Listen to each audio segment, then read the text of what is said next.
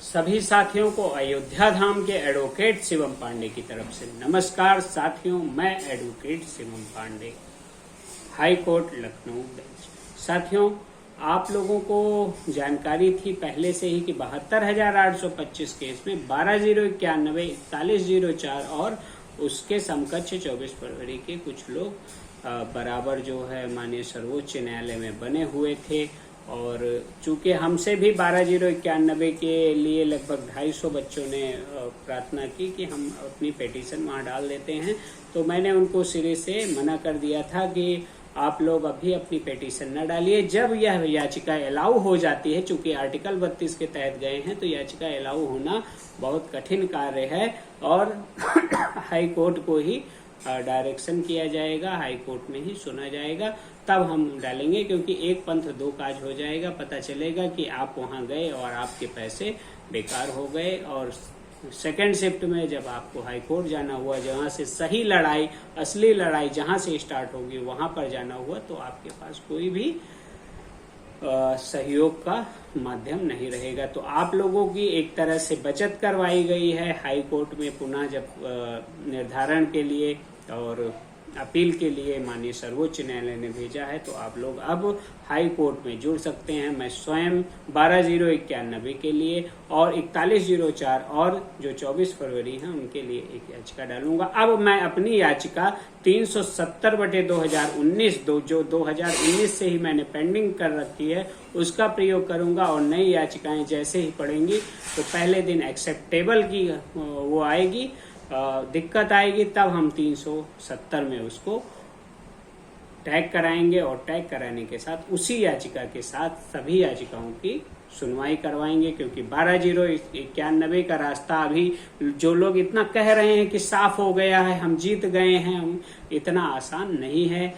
क्योंकि कई प्रकार के उसमें लोग हैं जो 101, 102, 104, 106 नंबर वाले हैं, 12,091 में हैं। 112 नंबर पाकर 12,091 से बाहर है वो लड़का, तो कहीं ना कहीं वो डिटर्मिनेशन होगा, आपस में टकराएंगे, अपवाद पैदा होगा। तो इतना आसान नहीं है 12,091 की लड़ाई, लेकिन सही माध्यम से लड़ा जाएगा और सही तरीके से लड़ा जाएगा तो टीटी 2011 के अधिकतम साथियों का चयन हो जाएगा। मुझे भरोसा है कि अंतरिम आदेश 24 फरवरी समानता के अधिकार के तहत पालन जरूर होगा, जिसमें 12,091, 41,04 या 580 जैसी जो ये छोटी छोटी भ्रांतियां हैं, ये सब संलग्न हो जाएंगे और बहुत बड़ा आदेश प्राप्त हो सकता है हाई कोर्ट से। लेकिन लड़ने का तरीका थोड़ा सा बदलना होगा, लड़ने का जो आपका हिसाब है वो चेंज करना होगा और सही माध्यम से लड़ना होगा। सुप्रीम कोर्ट जाने से मैंने जिनको जिनको मना किया था वे आज मेरे शुक्रगुजार हैं, क्योंकि एक अभ्यर्थी होने के नाते अब मैं एक वकील हो गया हूं, तो वकील की तरह सोचता हूं कहां से लाभ प्राप्त हो सकता है और कहां से नहीं प्राप्त हो सकता, विधिक रूप से क्या सत्य है और क्या नहीं सत्य है। इन्हीं सब माध्यमों को प्रयोग करते करते अब थोड़ा सा तजुर्बा आ गया, उस तजुर्बे को मैं एक बार पुनः टीटी 2011 के लिए लगाऊंगा। साथियों, 24 फरवरी 2016 के आदेश के बाद जब मुझे लगा कि पैरवी ढंग से नहीं हो रही, तो उसके बाद मैंने सुप्रीम कोर्ट में अपनी पैरवी करना प्रारंभ किया, लेकिन तब बहुत ही देर हो गई थी। अनेक लोग अनेक तरीके से टीटी 2011 के लोगों को गुमराह कर चुके थे और वहां पर मुझे जीत की आशा में मैंने बहुत प्रयास किया था, लेकिन जीत प्राप्त नहीं हुई थी। मेरे प्रमुख मुद्दे इस समय 69,000 शिक्षक भर्ती में EWS है और डबल आरक्षण पर भी मेरे द्वारा कार्यवाही की जा रही है।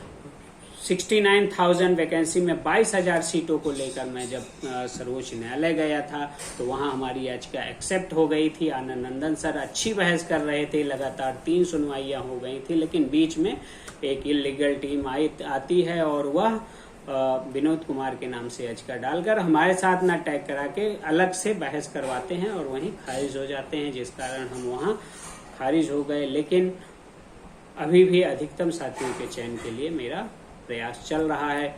12,091, 41,04 या 24 फरवरी के साथी हों तो वो संपर्क जरूर करें। मेरा व्हाट्सएप नंबर 7905856266 है। मेरा कार्य, अधिकतम कार्य करने का है, दृढ़ संकल्प है कि अधिकतम कार्य न्यूनतम पैसे में हो। धन्यवाद। आपका एडवोकेट शिवम पांडे, अयोध्या धाम से आप सभी को जय श्री राम, जय हनुमान, जय महाकाल प्रेषित करता है। आप सभी के दिन शुभ हो। ईश्वर करे कि हमारे अधिकतम साथी बेसिक शिक्षा परिषद में सहायक अध्यापक के रूप में चयनित हों। पुनः आप सभी को नमस्कार। जय हिंद, जय भारत।